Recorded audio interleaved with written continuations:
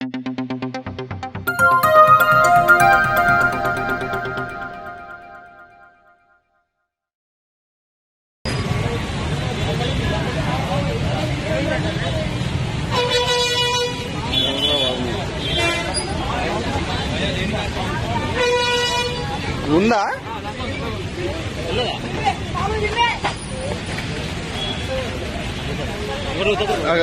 అన్న ఒక్క నిమిషం.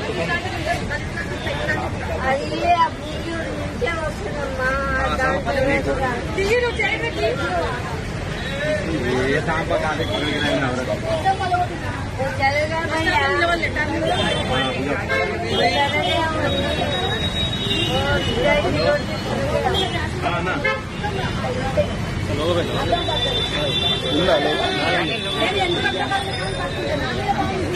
మళ్ళీ కంటెంట్ వాడుకోవడానికి. అమ్మా అమ్మా ఒకసారి ఏం జరిగింది ఏం జరిగింది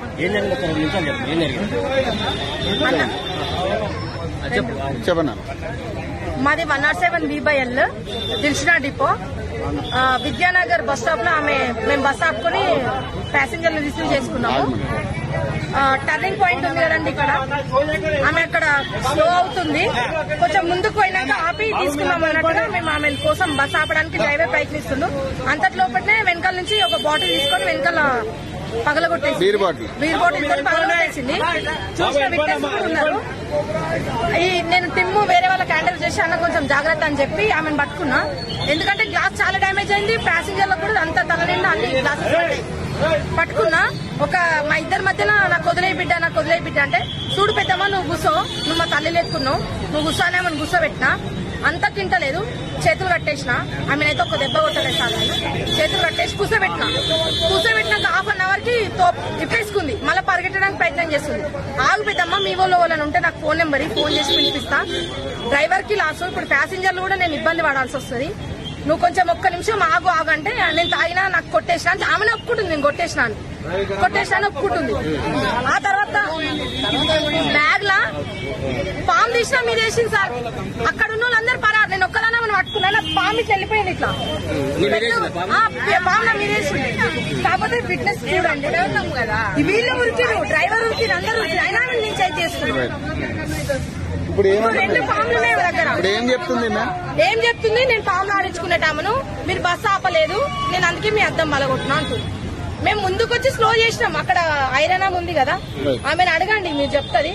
మీరు స్లో చేసిన ఎవరు ఆల్రెడీ బీర్ బాటిల్ తీసుకొని కొడుతుంది బిడ్డ అని చెప్తుంది. నాకే అసలు సంచిలో ఆమె సంచి పట్టుకుంది. నేను ½ ఆమె చేతులు పట్టుకుని అప్పటి వరకు పాము తీయలే. ఇక ఈమె పక్కన కొట్టింది అనేసి ఈమె ఆపింది.